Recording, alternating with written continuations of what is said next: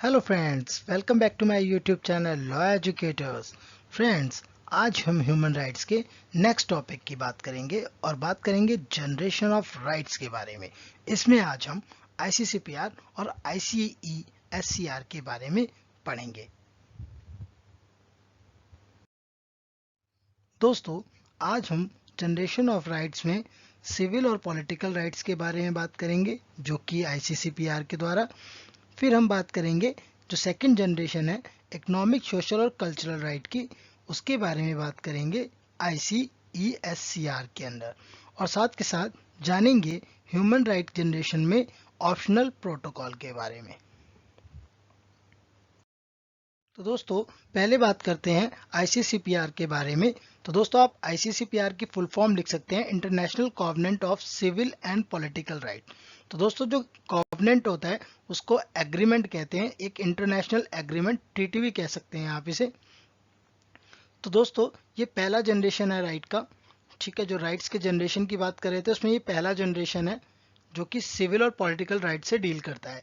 दोस्तों, यहाँ पर जो भी इंटरनेशनल ह्यूमन राइट्स की ट्रीटीज थी, वह सभी यह सिविल और पॉलिटिकल राइट को प्रोटेक्शन देने की बात करते हैं।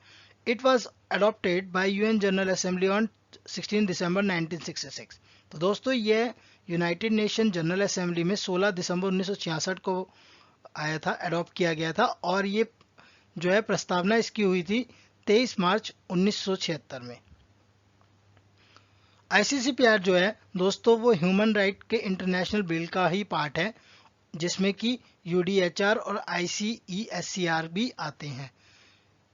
इस कॉवेनेंट में, इस एग्रीमेंट में दोस्तों, प्रियम्बल के साथ साथ 53 आर्टिकल हैं और यह सभी आर्टिकल 6 पार्ट्स में डिवाइड है। यहाँ पर जो आईसीसीपीआर है वो एक ऑब्लिगेट करती है स्टेट पार्टीज को कि भाई जो भी उन्होंने यहाँ पर रिकॉग्नाइज किए हैं राइट्स को इस कॉवेनेंट के थ्रू, उनको किस तरीके से जो है प्रभाव में लाया जा रहा है। तो उनके जो प्रभाव में लाने के जो उपाय हैं उसकी रिपोर्ट सबमिट करने की बात करता है आईसीसीपीआर। दोस्तों, पार्ट 1 में आर्टिकल 1 जो है बहुत ही इंपॉर्टेंट है। यह डील करता है राइट टू सेल्फ डिटर्मिनेशन। तो जो भी व्यक्ति हैं, लोगों को जो अधिकार दिए गए हैं, वो अपने अधिकार को जो है उसको जान सकें और उसमें अपने जो राजनीतिक अधिकार हैं उसको निर्धारित कर सकें। साथ के साथ आर्थिक, सामाजिक और संस्कृति के विकास में अपना इंडिपेंडेंटली उसे आगे बढ़ाने के अधिकार से रिलेटेड है।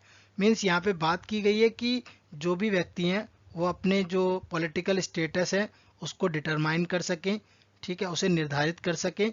साथ के साथ अपने जो आर्थिक, सामाजिक और सांस्कृतिक विकास से रिलेटेड जो भी डेवलपमेंट है उसको आगे बढ़ाने का अधिकार इस आर्टिकल 1 में दिया गया है। पार्ट 2 में आर्टिकल 2 से 5 की बात की गई है और यहाँ पर जो राइट और ऑब्लिगेशन स्टेट पार्टीज की है, जो कॉवेनेंट में दी गई है एग्रीमेंट में, उसके बारे में बात की गई है। तो दोस्तों, इसका पहला आर्टिकल 2 है, वो ये कहता है each state party to present covenant undertake to respect and to ensure all individual within its territory and subject to its jurisdiction।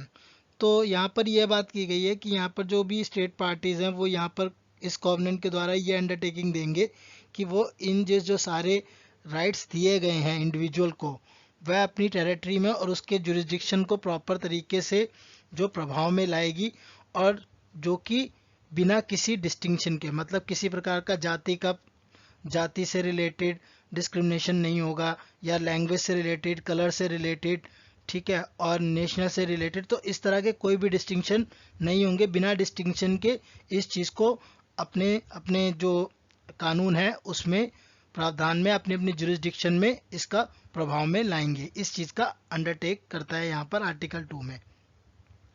Article 3 में ये कहा गया है each state party to the present covenant. तो यहाँ पे भी वही बात की गई कि एक अंडरटेकिंग देते हैं to ensure that any person whose right and freedom violated. अब किसी भी व्यक्ति के जो राइट्स हैं जो इस पर्टिकुलर कॉवेनेंट में दिए गए हैं, और या फ्रीडम है जो कि वायलेट होती है, तो उसकी रेमेडी भी प्रोवाइड करना ही, जो प्रोवाइड करने का काम भी यहाँ पर स्टेट पार्टीज का है, और यह डिटरमाइन करना है कि जो उनको रेमेडी प्रोवाइड की जा रही है वो कॉम्पिटेंट जुडिशियल, एडमिनिस्ट्रेटिव और लेजिस्लेटिव अथॉरिटी द्वारा प्रोवाइड की जाए और प्रॉपर लीगल सिस्टम के द्वारा प्रोवाइड किया जाए। यहाँ पर यह भी इंश्योर करने की बात की गई है कि जो इक्वल राइट मैन और वुमेन के हैं उन्हें प्रॉपरली जो है प्रभाव में लाया जाए, कि यहाँ पर ये ना हो कि जो मैन है, जो आदमी हैं उन और औरतों में डिस्टिंक्शन का भेदभाव किया जाए जैसे लिंग के आधार पे। तो इस तरह का कोई भेदभाव ना किया जाए और दोनों के ही जो सिविल और पॉलिटिकल राइट है जो कि इस कॉवेनेंट के द्वारा, इस एग्रीमेंट के द्वारा निर्धारित किए गए हैं, उनको प्रॉपर तरीके से प्रभाव में लाया जाए बिना किसी डिस्टिंक्शन के। तो दोस्तों आगे बढ़ते हैं और बात करते हैं आर्टिकल 4 की। तो जो आर्टिकल 4 है वो इमरजेंसी के समय की बात कर रहा है। तो यहाँ पर इमरजेंसी के समय पे जहाँ पे जो नेशन की लाइफ है वो किसी तरह से थ्रेट में है, किसी तरह से पब्लिक इमरजेंसी है, तो इस समय पे वो सभी ऑफिशियली जो राइट्स प्रोवाइड किए गए हैं उनको प्रोक्लेम कर सकते हैं, और साथ के साथ ये जितने भी राइट्स हैं उन सभी राइट्स को स्टेट्स पार्टीज सस्पेंड कर सकती है अंडर दिस कॉवेनेंट। बट जो सस्पेंशन है इन आर्टिकल्स, जो आर्टिकल्स नीचे दिए गए हैं, आर्टिकल 6, 7, 8, 11, 15, 16 और 18, इन आर्टिकल्स को के अंडर दिए हुए राइट्स को छोड़कर बाकी सभी राइट्स जो है वो सस्पेंड किए जा सकते हैं। उसके सस्पेंड करने के लिए जो है उपाय या मेजर कर सकती है स्टेट पार्टीज।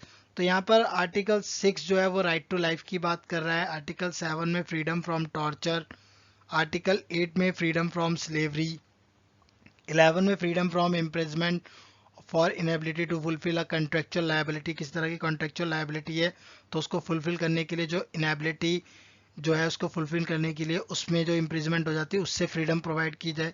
साथ के साथ जो एप्लीकेशन है क्रिमिनल लॉ से रिलेटेड वह जो राइट्स दिए गए हैं वो सस्पेंड ना करे जाए। आर्टिकल 16 और आर्टिकल 18 में यह बात की गई है कि जो पर्सन को रिकॉग्नाइज करने के जो राइट्स थे बिफोर द लॉ उनको भी सस्पेंड ना किया जाए। साथ के साथ फ्रीडम ऑफ थॉट, कंसाइंस और रिलीजन्स जैसे राइट्स और फ्रीडम को भी ना सस्पेंड किया जाए। दोस्तों पार्ट 3 में आर्टिकल 6 से 27 की बात करी है, और यह पूरे जो पार्ट 3 है वो डील करता है राइट्स और फ्रीडम ऑफ एन इंडिविजुअल। तो जो भी फ्रीडम और राइट्स दिए गए इंडिविजुअल को, जैसे राइट टू लाइफ हो गया, और जैसे कि मैंने अभी ऊपर भी आपको एग्जांपल दिए, तो यह सभी जो कि सिविल और पॉलिटिकल राइट्स के अकॉर्डिंग है, तो आप इन्हें ब्रीफ में भी पढ़ सकते हैं। दोस्तों पार्ट 4 में बात की गई है आर्टिकल 28 से 45 तक। यहाँ पर गवर्नेंस की बात की गई है, एस्टेब्लिशमेंट की बात की गई है, और जो कार्य की शैली है, जो ऑपरेशन है ह्यूमन राइट कमेटी का, उसके बारे में बात की गई है कि वो कैसे किसको रिपोर्ट करता है और कैसे मॉनिटर करता है अंडर दिस कॉवेनेंट। तो इस चीज़ के बारे में जो पूरी स्टैब्लिशमेंट है, पूरा ऑपरेशन है ह्यूमन राइट कमेटी का, उसकी बात की गई है 28 से 45 में। पार्ट 5 में दोस्तों आर्टिकल 46 और 47 आता है, जो कि ये क्लैरिफाई करता है कि जो क्या कॉवेनेंट है, जो एग्रीमेंट है, shall not be interpret as interfering with the operation of United Nation. तो यूनाइटेड नेशन के जो कार्यभार है उसके विदाउट इंटरफेयरिंग के यह कॉवेनेंट जो है इंटरप्रेट नहीं किया जा सकता, तो उनकी इंटरफेरेंस जरूरी है। और जो राइट्स जो दिए गए हैं, जो इनहेरेंट राइट है, जो उनके जन्म अधिकार हैं, जो जन्म के साथ उनके मृत्यु तक उनके साथ रहते हैं, जो उनके अंदर ही निहित है व्यक्ति के अंदर, तो उन राइट को प्रॉपर तरीके से एंजॉय करने के लिए, फ्रीली और फुली यूटिलाइज करने के लिए, और अपनी जो नेचुरल वेल्थ है, जो नेचुरल वेल्थ में क्या हो गया, जैसे कि राइट टू लाइफ हो गई, तो राइट टू लाइफ उनकी नेचुरल वेल्थ है, उनको जीने का अधिकार जो है वो नेचुरल है, ठीक है। तो उनको पूरी तरह से जो है एंजॉय कर सके, यूटिलाइज कर सकें अपने रिसोर्सेज को जो कि प्रोवाइड किए गए हैं, जो भी राइट्स उनके अंदर ही निहित हैं व्यक्ति के अंदर। तो इन सब की बात की गई है। आर्टिकल 6 में जो 48 से 53 की बात की गई है, और यहाँ पे जो गवर्नेंस है, रेटिफिकेशन और एंट्री इनटू फोर्स और जो भी अमेंडमेंट्स हैं कॉवेनेंट के अंदर, उसके बारे में दोस्तों आप इनके बारे में ब्रीफ में भी पढ़ सकते हैं। यहाँ पर मैं सिर्फ एक ओवरव्यू दे रहा हूँ जो कि आपके एग्जाम्स में आपके लिए हेल्पफुल रहेगा, और जनरली दोस्तों ये 10 मार्क्स के अंदर, 4 मार्क्स के अंदर क्वेश्चन जरूर आता है। दोस्तों आगे चलते हैं और बात करते हैं अगले जनरेशन की, जो सेकंड जनरेशन है, जो कि इकोनॉमिक, सोशल और कल्चरल राइट से रिलेटेड है। तो इसमें भी एक इंटरनेशनल कॉवेनेंट की बात की गई थी, ICESCR। तो इसकी फुल फॉर्म भी आप नोट कर सकते हैं, international covenant of economic, social and cultural right. तो दोस्तों यह जो है, यह सेकंड जनरेशन ऑफ राइट है, जो अधिकार है उसका सेकंड जनरेशन है। और इसमें भी जो इंटरनेशनल ह्यूमन राइट्स से रिलेटेड जो ट्रीटी थी, वो प्रोटेक्शन, इकोनॉमिक, सोशल और कल्चरल राइट की प्रोटेक्शन के बारे में बात करती है। और साथ के साथ जो है दोस्तों, इसे अडॉप्ट किया गया था UN जनरल असेंबली में 16 दिसंबर 1966, सेम डे सेम टाइम पे अडॉप्ट किया था जब ICCPR का अडॉप्शन हुआ था। बट इसको जो फोर्स में लाया गया था, मतलब इसका जो प्रभाव में लाया गया था इसे, वो 3 जनवरी 1976 में लाया गया था। मतलब इफेक्ट में ये 1976 में आया, 3 जनवरी को। It commits its party to work toward granting of, तो जिस तरह के जो राइट्स हैं, ये एक तरह से कमिटमेंट प्रोवाइड करती है जो भी पार्टीज हैं, कि आप इकोनॉमिक, सोशल और कल्चरल राइट्स को ग्रांट करने के लिए कार्य करें। तो यहाँ पर एक कमिटमेंट की गई है पार्टीज के साथ, जो भी स्टेट पार्टीज हैं जिन्होंने ये कॉवेनेंट को साइन किया है और इस कॉवेनेंट को अडॉप्ट किया है। तो उसमें यहाँ पर एक कार्य करने की बात की गई है, और जिससे कि वो जो इकोनॉमिक, सोशल और कल्चरल राइट्स हैं इंडिविजुअल को कैसे ग्रांट करेंगे, उसके बारे में बात करता है ये ICESCR। दोस्तों जो ये international covenant of economic, social और कल्चरल राइट है, यहाँ पर जो है एक सेट करा गया है, एक स्टेप सेट किया गया है जो कि स्टेट पार्टीज को लेना होता है for the realisation of various right contain in the convention. तो जो ये कन्वेंशन है उसके अंदर जो कॉवेनेंट है और कन्वेंशन है, दोनों ही एग्रीमेंट कहलाते हैं दोस्तों। तो यहाँ पर जो भी राइट्स दिए गए हैं उनको कैसे रियलाइज कराया जा रहा है, उनको कैसे प्रभाव में लाया जा रहा है, तो उसके लिए जो भी स्टेप्स हैं वो बताता है ये एग्रीमेंट, ये कॉवेनेंट। यहाँ पर साथ के साथ बात करता है कि टू मॉनिटर और assist the implementation of rights contain in ICSCR। तो यहाँ पर इम्प्लीमेंटेशन की बात करता है, मॉनिटरिंग की भी बात करता है ICSCR। जो कॉवेनेंट है वो एक क्रिएटेड एंटिटी है जिसे हम ट्रीटी बॉडी भी कहते हैं, और ये कमेटी ऑफ इकोनॉमिक और सोशल राइट। तो यहाँ पर एक तरह की जो है एक एंटिटी बनाता है, इस कॉवेनेंट में एक एंटिटी क्रिएट की गई है जो कि इस प्रकार के जो राइट्स हैं उनकी रिलेटेड कमेटी है। उस कमेटी को कहते हैं the committee of economic and social right. तो दोस्तों यहाँ पर प्रीएम्बल के साथ साथ 31 आर्टिकल हैं इस इंटरनेशनल कॉवेनेंट में, जो कि इकोनॉमिक, सोशल और कल्चरल राइट से रिलेटेड है, और ये 5 पार्ट्स में डिवाइड है। तो पहला पार्ट दोस्तों, जैसे कि पहले भी मैंने आपको बताया कि दोनों का ही पार्ट 1 सेम है, right to self determination.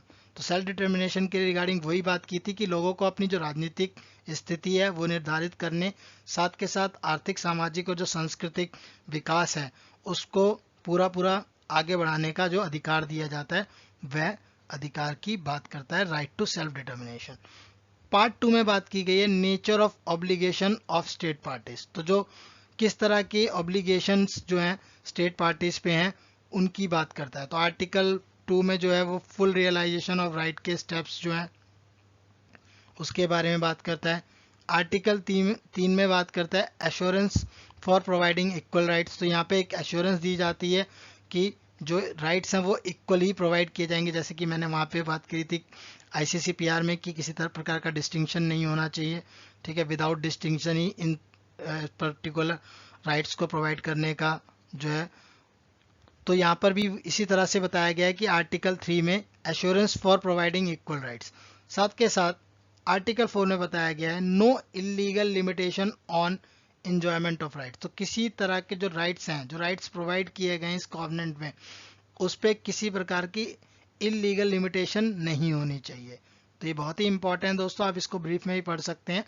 Article 5 में बात की गई है no restriction on people to enjoy rights. तो किसी तरह का रिस्ट्रिक्शन नहीं होना चाहिए, यदि कोई अपने राइट्स को एंजॉय कर रहा है तो आप उसमें दखल नहीं दे सकते, तो किसी प्रकार का रिस्ट्रिक्शन नहीं है। तो ये स्टेट्स को कुछ ड्यूटीज जो है एक तरह से बाउंड की गई हैं, ऑब्लिगेशंस जो है स्टेट पार्टीज पे लगाए गए हैं। तो इसकी बात करता है यहाँ पर पार्ट 2 में। दोस्तों पार्ट 3 में बात करते हैं economic, social and cultural rights. जो यहाँ पर अब बात हुई है कि यहाँ पे क्या क्या राइट्स प्रोवाइड किए गए हैं, ठीक है। तो यहाँ पे बहुत कुछ इंपॉर्टेंट है, जैसे कि right to work, right to just और फेवरेबल कंडीशन ऑफ वर्क। तो मतलब कि प्रॉपर जस्टिस मिलना चाहिए राइट्स में, जो भी वर्क का प्रावधान है जहाँ पे आप कार्य करते हैं, और जो कंडीशंस हैं वो फेवरेबल कंडीशंस होनी चाहिए। आपको समय पे जाना और रेस्ट की, जैसे पहले भी हम बात कर चुके हैं कि किस प्रकार से हॉलीडे और रेस्ट का जो प्रावधान है वो होना चाहिए। तो इस तरह के राइट्स की बात करता है, इस तरह के अधिकार की बात करता है कि बराबर का अधिकार मिलना चाहिए उनको वर्क में भी, और फेवरेबल कंडीशन में कार्य करना चाहिए। आर्टिकल 8 में बताया गया है कि right to form and join trade unions. तो यहाँ पर ट्रेड यूनियन को फॉर्म करने के और ज्वाइन करने का अधिकार है। आर्टिकल 12 में है right to physical and mental health. तो जो फिजिकल, शारीरिक और मानसिक जो हेल्थ है उसके लिए भी राइट प्रोवाइड किया गया है। आर्टिकल 13 और 14 जो है वो right to education including a plan for implementing compulsory primary education. तो यहाँ पर राइट टू एजुकेशन की बात की गई है 13 में, और 14 में ये की गई है कि जो राइट टू एजुकेशन दिया जा रहा है उसको एटलीस्ट प्राइमरी एजुकेशन तक कम इम्प्लीमेंट करने के लिए कंपलसरी करें। मतलब जो प्राइमरी एजुकेशन प्रोवाइड की जाए वो कंपलसरी है, इस प्लान को इम्प्लीमेंट किया जाए। तो ये आर्टिकल 14 में बताया गया है। दोस्तों इसका जो चौथा पार्ट है वहाँ पर बात की गई है report by state parties to UN secretary general. तो जो यूनाइटेड नेशन के सेक्रेटरी जनरल हैं उनको जो स्टेट पार्टीज के द्वारा जो रिपोर्ट प्रोवाइड की जाएगी, जो मशीनरी है कि भैया किस तरीके से इम्प्लीमेंटेशन किया जा रहा है इस इकोनॉमिक, सोशल और कल्चरल राइट्स का, और किस तरह से प्रभाव जो है इसको आगे प्रमोट किया जा रहा है। तो उसकी प्रॉपर रिपोर्ट, उसके जो क्या क्या मेजर्स लिए गए हैं उनके बारे में, कि इसको अडॉप्ट करते करते और इसको रियलाइज कराने, इस राइट्स को लोगों को रियलाइज कराने के लिए क्या क्या उपाय किए गए हैं, उससे रिलेटेड जो रिपोर्ट्स हैं वो सबमिट करने की बात की जाती है इस कॉवेनेंट में। साथ के साथ all reports submitted to secretary general of United Nation shall transmit to इकोसॉक। तो दोस्तों जो इकोसॉक है ये इकोनॉमिक सोशल काउंसिल है। तो जब ये यूएन को, सेक्रेटरी जनरल को जो यूनाइटेड नेशन के हैं उनको जब ये सबमिट कर दी जाती है तो वो ट्रांसमिट कर दी जाती है इकोनॉमिक और सोशल काउंसिल को।